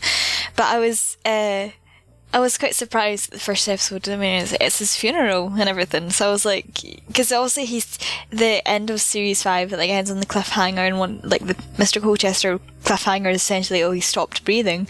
And I was like, oh god, okay. But then it begins with his funeral, and it's. I think Future Pain is a really lovely episode. I really adore it. It's like a good sort of character study, and it's just so sweet because you get to sort of hear the recording of Colin and Mr. Colchester's not funeral, the wedding. That's one way of looking at it. So that was really lovely. And what I really loved about Series 6 as well is the great insight into Colin as a character. Colin he's basically the main cast now. You know, I mean, he sort of, you could argue he sort of was already, but now he actually is. Like, it reminds me of how Reese was treated in like the first 2 series of the TV show. Yeah. Whereas, because Reese became sort of more of a foregrounded character as time went on, and now that's happening with Colin as well. And I think Colin is such a lovely character, so I'm really happy to hear more of him. I keep saying that. Hear more of him. You've seen some photos of him, and you seem happy to see those, so it's not necessarily untrue. Put him on the cover, Big Finish. He deserves to be on the cover. He does. So Mr. Colchester, he doesn't really have, his sort of arc throughout this series is he is dealing with the fact that he's been resurrected, and he assumes that it was Colin's belief in him that brought him back. That's explored in Scrape Jane, because this whole idea that Scrape Jane, the monster, was created through strong belief in God being present on Earth is causing belief to just be more powerful than it normally would be. So it's manifesting this ghost. So Mr. Colchester is essentially what if I'm the same as Scrape Jane, that Colin believes in me so much that I have been brought back, and it is his faith in me, but what if he ever loses his faith? So that's Colin, it's Mr. Colchester's sort of dilemma, this series, this whole resurrection thing, and he has discussions with Jack about how resurrection is it seems like it's a good thing, but it's really tough to sort of go through it. Mr. Colchester has the sort of benefit that he hadn't exactly been dead for super long, but it's still a really tough thing to adjust to, and certainly Collins went through all this grief. With the whole development of Mr. Colchester kind of died off screen between the 2 seasons, and then 3 hours after we learned that plot point, he's revived in the 3rd episode of the season. And then in Eye of the Storm, there's a scene where we're worried Mr. Colchester's gonna die again because of some flood business, and again it's are you expecting me to buy into these things when you keep undercutting them from me? I'm just not gonna care as much every time. You kind of erode the amount I'm investing into these. The whole treatment to death I found really quite bizarre in this series. We have when Jack is turned mortal by the so-called god again for a while, and we literally had an entire televised series, making this a plot point about Jack, that he's mortal again. I was baffled that they would do that again and make so little, with the story point. The treatment of death I found very strange and kind of cheap at times in the series. Yeah, the whole thing of obviously in Jack's case, we find out at the end that God just made him temporarily mortal again, just for a bit of a joke, shits and giggles basically, and it doesn't really have narrative consequences, because it gets reversed in the end. He wakes up, right? The one time we think Jack's been killed, no, just kidding, he's fine. And then when it comes to Colchester, I was wondering, because we have that whole thing set up where Tyler's wish to God in the first episode ends up bringing back Mr. Colchester, and that had potential. That seems kind of interesting, and I was wondering, is there going to be a real cost? Is there going to be real narrative payoff to this whole thing? Because it's almost too easy for Colchester to just be brought back on the whim. And obviously, we find out from God that the cost for bringing back Colchester was letting some stuff through the rift, and okay, that's plot consequences, I guess.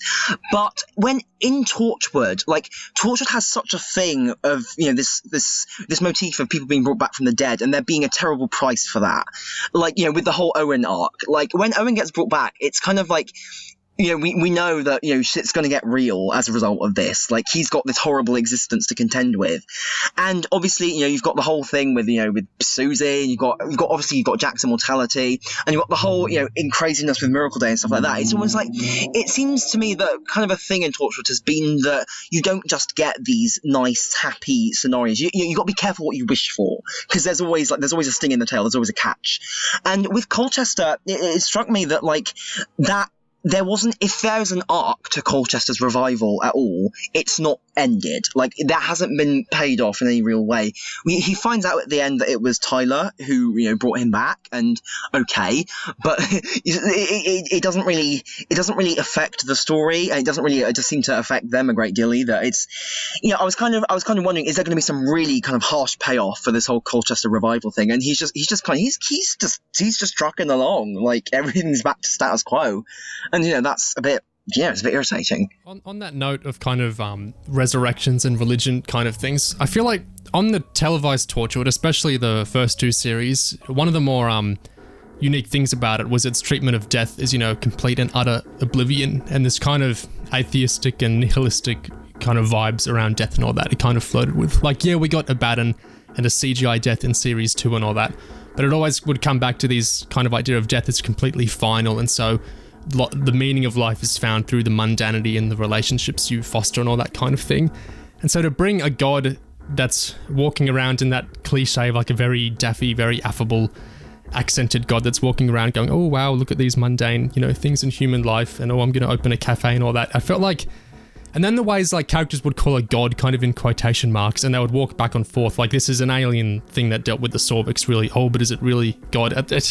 I feel like it was all a very vague discourse around faith, and that it had a lot of things, like the series seemed quite impressed with itself going, oh, if you were an all-loving God, that would be quite difficult because people want different things. And that's like this, I was raised Catholic. This is something children start questioning. This isn't something I think James Goss should be like doing over a 12 episode series. Like, it's an interesting point. Like, that's a very basic point of faith is, people are different, therefore God couldn't satisfy everyone the same.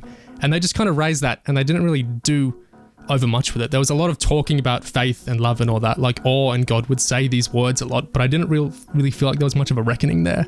And so the resurrection I can kind of buy because, Torchwood has done resurrections a lot, like you say, but I didn't ultimately feel like much was really said about faith, at least to me, in the series. God's role sort of popping up in almost every episode to sort of say something or kind of give some spiritual advice to the characters and stuff like that and predict things. It felt strangely jarring with Torchwood for me because it seems a bit odd because usually in Torchwood you don't really have these sort of mystical mentors offering knowledge and foreknowledge and advice and prophecies and things like that. And maybe Billis Manger does it a bit when he pops up in like series 1, but like it's not really a recurring feature. And I guess it's also the tarot card girl in series 2. That's true. That's sort of the thing. I think what happens with the god though is that she turns up so often that it becomes a bit normal, and it's sort of, and honestly what she reminded me of, she reminded me of Doctor Who, weirdly. Just the whole, it was very like, okay, we've got someone who actually knows what's going on, and it sort of undercut, I think, maybe the instability that we usually have with Torchwood, where nobody quite knows what's going on. And also with the whole God plot line, with her fighting the committee, and it turns out the committee were manipulating her and planned it all from the start, and Norton's in the time paradox. Honestly, I know I've been overdoing it with the Doctor Who comparisons, but it just reminded me of the Curse of Fenric. It just reminded me of a gigantic Curse of Fenric ripoff. Wait, can I just quickly say one thing about God? I was kind of...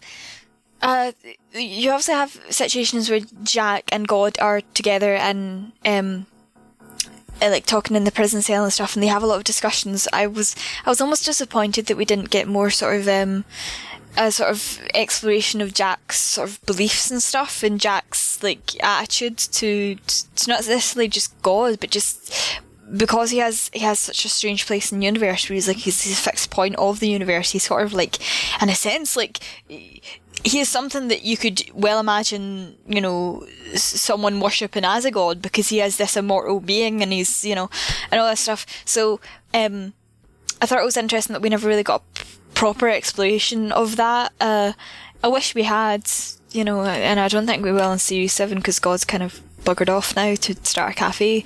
And I think this ties into the whole idea that Jack didn't feel super present in Series 6 at times. We didn't really get a huge amount of character stuff with him, except for God, I've almost got hiccups, I think.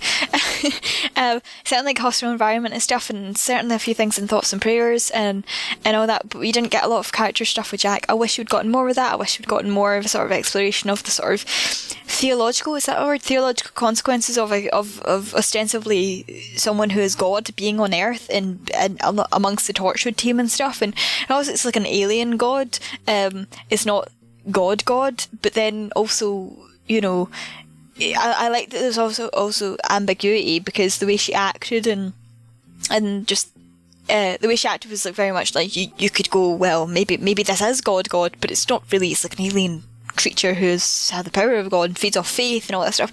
Anyway, I thought it was really fascinating. I wish it could have been used more to sort of dig deep into sort of the and she did exist to sort of do that, but would have been cool if there was even more of that specifically for Jack, because I really love explorations of stuff like that and belief, and yeah, that's it. I can see that. I did like a lot of the God stuff, I think, because I think it's an interesting rebuttal to a lot of what Torchwood did with its exploration of kind of faith and religion and aesthetic there.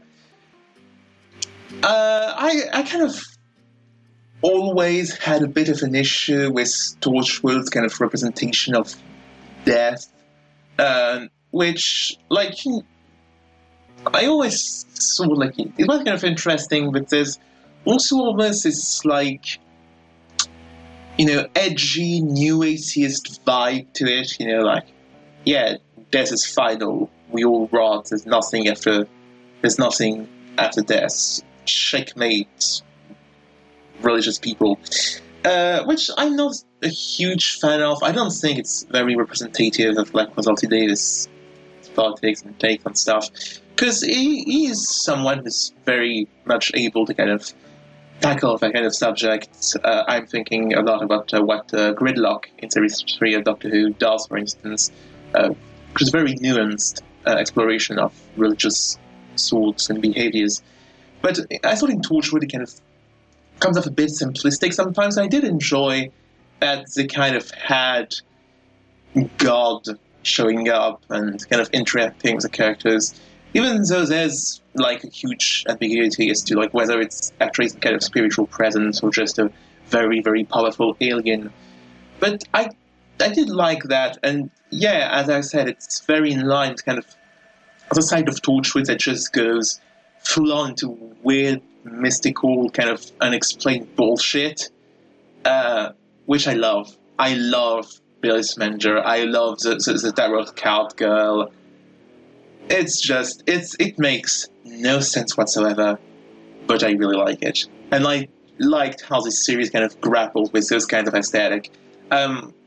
Especially in Night Watch, which is one of my favorite stories from this series, which just like drips with this whole aesthetic of like people kind of wandering the city and underneath a black sun and kind of having visions as they passed with blue lights popping in to kind of haunt them. It's very nice. It has very, very powerful sense of mood and aesthetics, even though like the plot it's actually kind of loose, and the series has a lot of issues when it comes to doing like development of the arc and characters. But I think the God plot does a lot of like these moments of like sheer weirdness and ambience, which are very in line for Torchwood and very good. And there's also a great episode which also does that towards the end, which is the Scrape Jane episode, which I thought was also really good. Like, I was expected not to really care about Scrape Jane as an episode, it was really fun, more fun than I was expecting, and also they did actually tie it back to the overall series arc, which surprised me and was good, and it also gave more insight into the characters as well. So I think Torchwood is really strong when it does those episodic sort of formats. And I thought it was interesting having Scrape Jane and the man who destroyed Torchwood in the same season, because they both deal with the internet. I mean, you'll be upset with me for saying this, because I know you liked it, but they could have dropped the Incel YouTuber episode and replaced it with an Aang focus episode. I suppose. Because as fun as that episode was, the YouTuber one, it didn't really further the characterizations of anyone we know at all, because it was an extremely unreliable narrator commenting on the Torchwood team and not commenting in a way that sort of gives us any insight, because it was so wildly off base. The only character we had a sort of insight into through that was probably Tyler, but it didn't really tell us anything new. It was more like Tyler's a bit of a dickhead, you know. So that wasn't anything fascinating. I think as funny as it was, they could have dropped it and had something that actually contributed to sort of our understanding of the Torchwood team, and especially Aang, because we really needed that. The Man Who Destroyed Torchwood is much more a pastiche, and it doesn't really hook into like the reality of. I think, Sam, you've made this point on Downtime, how like it's not really people in their bedroom that are really manufacturing this kind of conspiracy content. They're watching it, certainly, but it's much more grifter types that are creating it. But yeah, definitely. Like it's an industry. I think like it's what I said on Downtime was that Guy Adams clearly had done his homework, and Guy Adams is a very good stylist. Like he has like a sense of, I think, of prose, and he's kind of good at like finding that aesthetic and finding the stones, but he's not very good at like understanding kind of the system behind it and why these people are doing that and how they're doing it, and kind of the ideology behind it beyond like a very superficial they're racist and sexist and whatever. I thought Scrape Jane, like in kind of tackling the internet, was a lot more interesting and a lot more relevant. It's interesting how in Scrape Jane you had that whole thing of the creator trying to exercise control over their work, but the fans sort of turn on her. That whole thing at the end, I quite enjoyed that element of combining the sort of cyber fandom kind of world with the sort of magical sort of idea space world. That was quite a fun idea, I thought. I like the fact they made it about copyright and ownership. Yeah, and it works really well with the whole God plot, you know. But you kind of have this allegorical level where, you know, like the creator is God and like the fandom is like the faithful kind of battle with the creator over like their wants and their desires. And it's a very good episode. It's a pretty good script. Fits really well with all the themes they're going for.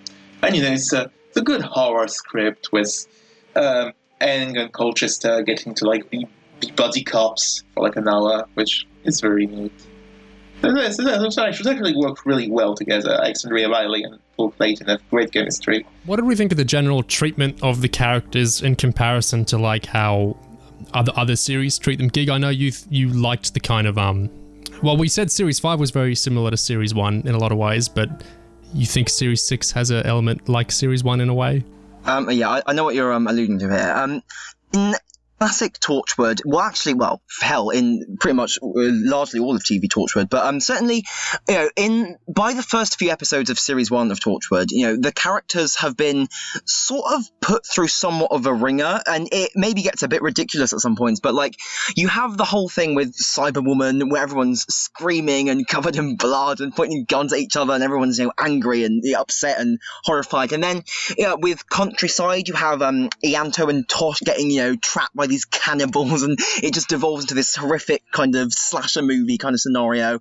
And it struck me that when I got to Hostile Environment in Series 6, what struck me like a bolt out of the blue about that story was that it felt like the first real time in all of sort of Goswood up to that point, Series 5 and 6, where by the end of the episode, I actually felt like a main character had been put through absolute unbelievable like catharsis and punishment and like by the end of that story, when he's walking out having burned that guy to death and he just collapses sobbing to the ground, I felt, holy shit, finally some real Torchwood, because it felt incredibly raw in a way that I kind of feel like a lot of the audio seasons haven't quite been. I don't know why. There seems to be a bit of a coziness to most of these episodes, which maybe it's something to do with audio format, maybe it's about how it tends to kind of be quite talky, quite sort of like I don't know, sort of table drama sort of thing. But it was very refreshing to get an episode that just absolutely kind of really properly went for it with regards to putting our main character through the ringer. I mean, Tyler had something a bit similar in series 5 with 0 Hour, but that was so out of remove, and it was so kind of, so much was happening off screen. It was so kind of it was a bit sanded down, I felt. Whereas Hostile Environment, it just felt like we're sort of plugging back into what you can actually do with Torchwood now it's off TV and you can sort of do whatever with it. It felt quite unfiltered, and I really like that. It sort of stuck out for me. Yeah, because I mean, if you see the characters sort of at their worst, then you get a fuller picture of what they're like, Yeah. So, and certainly because Tyler does have the idea that he puts up a front, he wears this mask, concrete and cheekbones and all that stuff. He was very much a character that you needed to see brought low in a sense to get a full understanding of him. But coming back to, we're sort of going through the list of characters here, but coming back to the sort of Yanto thing, wow, there was a real utopia moment in this series, wasn't there? So the end of Night Watch, obviously, Yvonne uses the Faraday projector and intends to bring Yanto back. And before we get into the consequences of that, I just want to say that I feel like I read a post from Scott Hancock about Big Finish and it was on his Tumblr, about their attitude to bringing Yanto back, and a lot of anyway, a lot of fans are clamouring for it. They're like, bringing Yanto back from the dead. Scott had this lovely post about how it would cheapen his death in Children of Earth, and I agree completely. It would cheapen it because, it was so significant as well for Jack's character development. I don't know how I would feel like if you brought Yanto back permanently, I mean, that would have a lot of consequences for Jack, but it would also, it would really disrupt his sort of character arc at this point and sort of how he's developed. Anyway, so Yvonne intends to bring Yanto back using the Faraday projector, but it's not really bring him back. It's more like a hologram of him from a specific point in time, just like Norton, because this is the exact technology Norton uses in things like Ghost Mission and ostensibly uses in Flight 405, which is also later, but this is technology employed by Norton, and it sort of brings a version of them from a random point in time, like whatever point in time of your choosing, and just makes a hologram of them. So they're not actually there, you can't touch them, your hand just goes right through them, they can't really interact with the world, they can speak to you and everything, but it's just a version of them from the past. I wouldn't have minded if Yanto came back through this method, because it wouldn't actually be bringing him back, it would be more like temporarily having him there, and I think it would have been a really interesting character sort of exploration thing if, for example, you'd brought it'd be like a bit like a Torchwood 1 crossover if you brought Torchwood 1 Yanto into the present day and everything. I feel like that could have worked, and I feel like the Faraday projector has a lot of potential for doing that in general. Why not just have an episode where you bring back a character who was previously dead or gone or something, because it doesn't necessarily cheapen their death, because you're not getting the version of them that died, you're getting a version of them from a very specific point in time, and if you wipe their memories after or something happened, then it could really work. However, they don't get Yanto. They get Norton instead. No, I love Norton. I love Norton and the committee and all that, and I love that they took this material from the other ranges, the monthly audios, and they brought it into the seasonal ranges. I thought that was a really good move. Unified things, gave the season more focus. Norton's a great character. I wish he was in more than just 4 stories in the season. Well, 4 and stories and a little bit of an ending. But his whole stuff with the plane worked for me. I liked how it wrapped around with that. I loved his interactions with Andy and everyone else. I was surprised how well he melded into everything. Like, it felt so natural. Really loved it. And when the body swap episode was my favourite thing he did, when he was like so addicted to the modern lifestyle and apps and, you know, so easily accessible casual sex and everything. It was just fantastic. It was like a role reversal of well, I guess Ghost Mission already. Well, yeah, it was just a great way to put Norton in the present day in, you know, a different man's body. It was all fantastic. Yeah, I adore Norton. Like, he's easily probably like, I don't like to rank characters. I don't like to rank anything. I can't. I feel like everything has its own sort of own merits, and it's hard to compare. But Norton would certainly be very, very, very near the top of my list of favourite Torchwood characters. Which is surprising because he's not actually been in that much content, like, overall. But when he is there, he sort of like dominates the room in a sense, because he's Samuel Barnett is just so good at the characters, you know, breathes so much life into him, and he's so funny. And I really love characters who are like him, who have the sort of like, you never know who they're working with and like whether you can trust them or not. And I feel like Norton is a great example of that, because you genuinely cannot figure out his motivations at any point. You can always be assured that he's sort of working for himself, but who's he working with alongside himself? Like, you can't really figure that one out. And his inclusion in Series 6 was requested by Russell T Davies, actually, which surprised me and pleased me, because Russell's also listened to all the other stuff with Norton and loves him as much as I do. So thanks, Russell. But it was such a good way to introduce him, like that sort of bait and switch with the Yanto thing. It was like, you thought you were getting one suit wearing Torchwood member, but you're actually getting another. And I can imagine maybe it probably upset Yanto fans at some point. Like, they were like getting hype because they were like, oh my god, Yanto's coming back, and it was just Norton fucking Folgate. I thought it was sort of a wonderful, like, you know, tease almost, but I really loved it. It was Norton, so I was like, I couldn't be upset that it wasn't Yanto, because I was getting a character that I absolutely adore. And then Flight 405 was an interesting episode in itself, because I love that as a sort of excuse to have Andy along with them, it was just like Norton had asked Yvonne, like, can we bring Andy along? Like, that was the premise of it, and they just go and pick him up, and, you know, they go to the flight together. That was cute and fun. It worked so well for the sort of body swap episode and swapping with Tyler and everything, because as sort of hilarious as it was also a sort of good insight into sort of Norton as a character.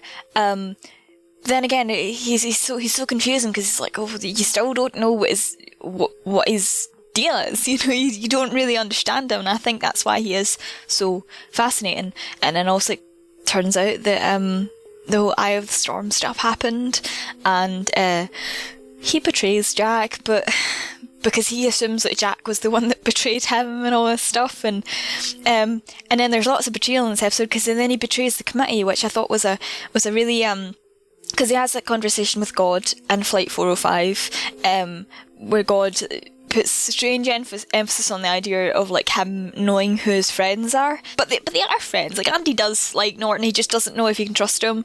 You want they might be more than friends. I wish they were. God, guys, Goss, if you're listening, just put Andy and Norton together. Like, I don't care. Anton. Anton, drop the Yvonne thing. Like, I won't blame you for it. Just, Andy and Norton have such good chemistry. Like, I'm expecting big things in Torchwood Soho. Big things. Anyway, that's me pushing my agenda. But Norton's whole thing is like the whole idea of friends, and how he doesn't really trust anyone else. But he does seem to really, really genuinely like Andy. I mean, that's why he always, like, Andy is the first person he goes to whenever he wants to go on an adventure. To the point of even bringing him back in time and all that stuff. So, which I think is quite fascinating in itself. Anyway, make them kiss. Anyway, I am sorry. Don't know what came over me there. And then it all comes back full circle, this whole idea of Norton knowing who his friends are at the end of Eye of Storm, because he realises that it's, in a sense, it's like Torchwood, that he should be more helping than the committee, because the committee have lied to him and all this stuff and manipulated him, and essentially he does save the world. good job, Norton, but he does his actions by the will of the committee. He doesn't realise it, of course. Cause the tsunami and everything, which is unfortunate. But I like the idea that he does betray the committee in the end, because the committee is obviously a horrible thing. You shouldn't want to work for them, and it does clarify that Norton is not a villain. He's not a bad guy at heart. He looks out for himself and everything, but he's not evil, you know. However, that it does complicate things. I think his timeline is the most confusing thing in the world, and I hope it gets clarified at some point, and maybe it never will. That in itself is quite amusing to me. But the whole thing, like, how does Flight 405 fit into this? Like, he was stuck on it for 60 years, right? So presumably he got on it in the 1950s, because it's a 1950s plane. He's stuck for 60 years, he gets free of it. By the end of Eye of the Storm, he ends up back on the Flight 405 again. So is he stuck there? Because the plane was destroyed. It was broken out the time loop and destroyed. So is back. Is he on the same Flight 405 that he was stuck on before, as in before it was destroyed? Did he go back in time and get stuck there? Is he the skeleton that Norton saw when he was speaking to God? Like, does this current version of Norton die on the plane, and that's like his ultimate end?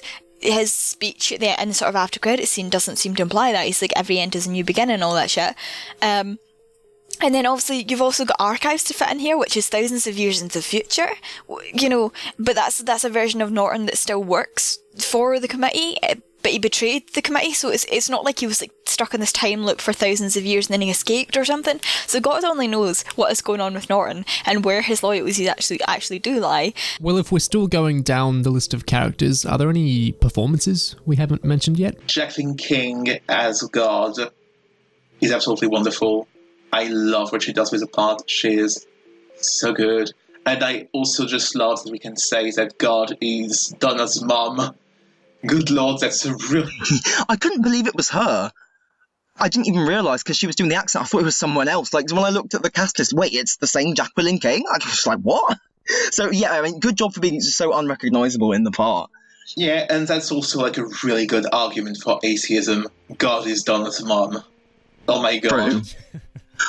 Also, we haven't mentioned it at all, but I thought the See No Evil, John Dorney's episode, really good monster concept in that one, and excellent like sound design. Like I mean, Dorney tends to be quite good with coming up with like good audio premises, and that was just one of them. Like just a flat out good monster in that one. And A Mother's Son. I could gush about A Mother's Son for a very long time. I think it's absolutely amazing. I think it's one of the absolute best Torchwood audios that they've done. I thought it was really cool how, like, the big flood thing is such a huge event that you could totally see, the next box set could just be all about Torchwood reacting to the flood and dealing with the flood, and it's going to be like 4 connected stories and all that. But the first story after the flood, the first story in the third box set, is like this really character focused on a new character. And like James Goss said, it's kind of like a riff on Adrift from series 2 about a mother searching for, you know, her, her son's dead in this, but it's such a, it's like a monthly audio. It's just focusing on this character, and it's kind of the texture and setting is Torchwood in the background, and like the mother character is investigating Torchwood. But it's just a really good way to, we have these huge events happening that like change the setting and everything, but we can still do kind of episodic, not standalone, but self-contained stories, you know, following from that. I thought that was really smart structure, done really well. I really liked how they dealt with the flood like that. It's very human focused, where it's like it would be so easy to sort of get caught up in the plot of things and just almost forget the emotion, because there is so much going on that's like big stuff happening. But the fact that they took the time to just sort of explore the sort of human emotion side of things, like what is the sort of psychological fallout of something like this, not just on a sort of wider like how the city deals with it, but how are the individual people dealing with it.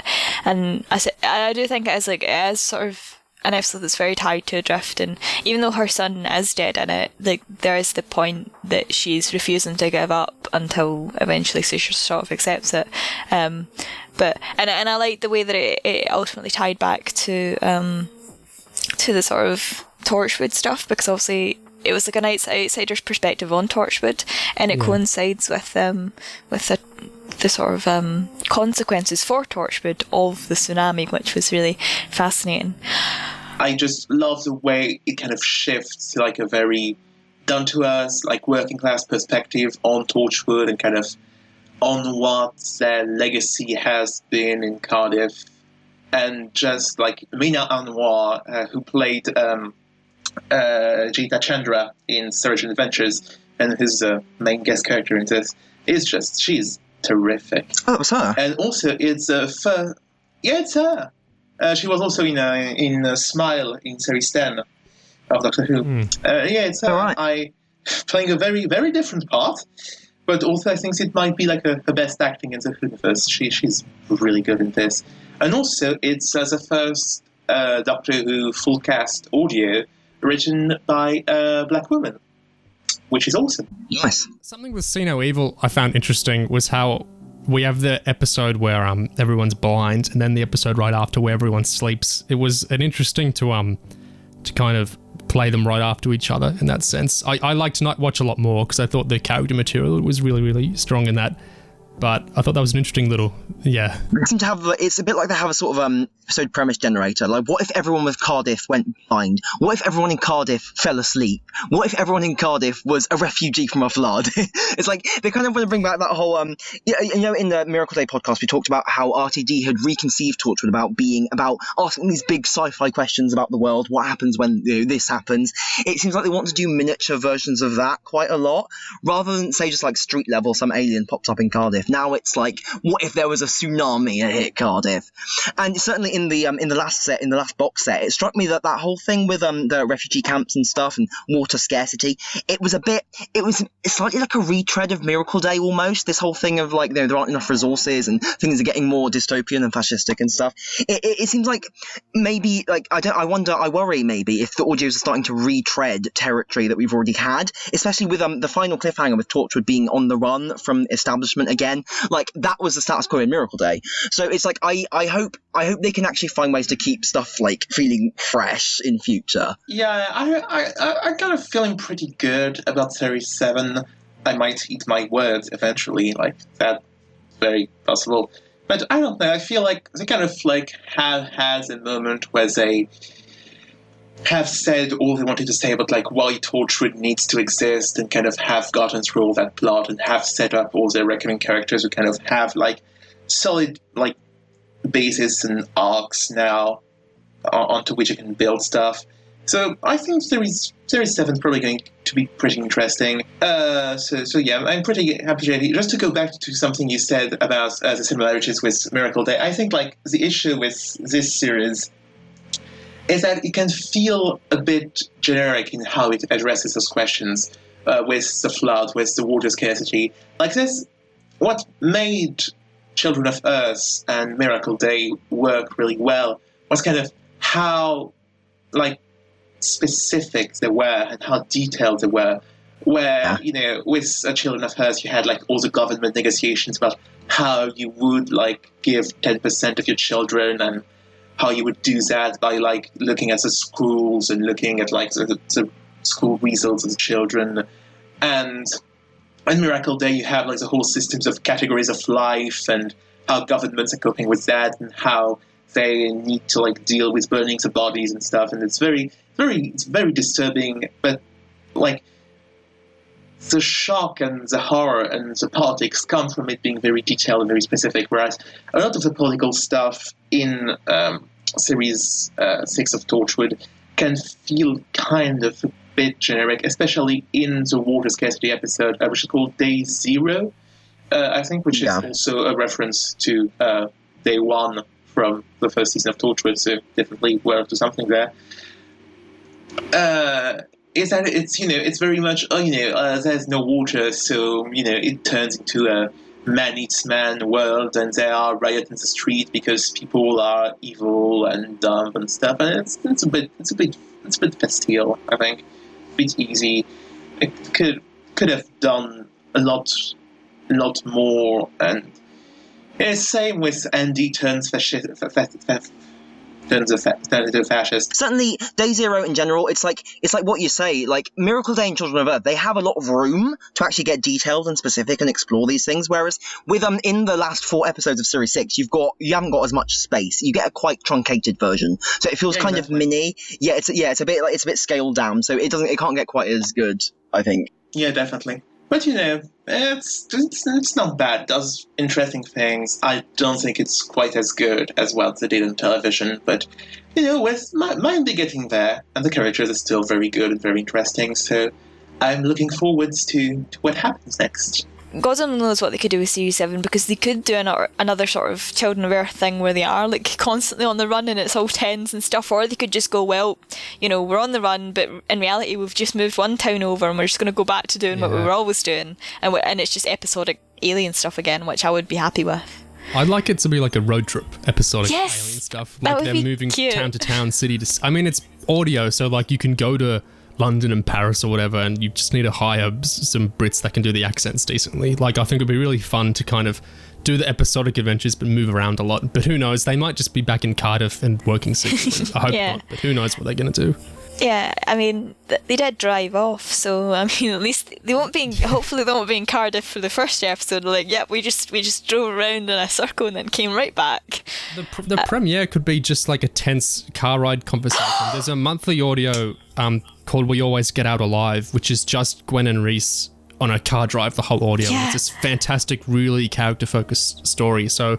Torchwood's done this before. It could be a pretty cool thing to do. I would love it. Like, can you imagine just having all of Torchwood minus Yvonne sitting squished in a car together? Because there wasn't room for Yvonne. They're all squished in a car together and they're just arguing. Like, that'd be so good.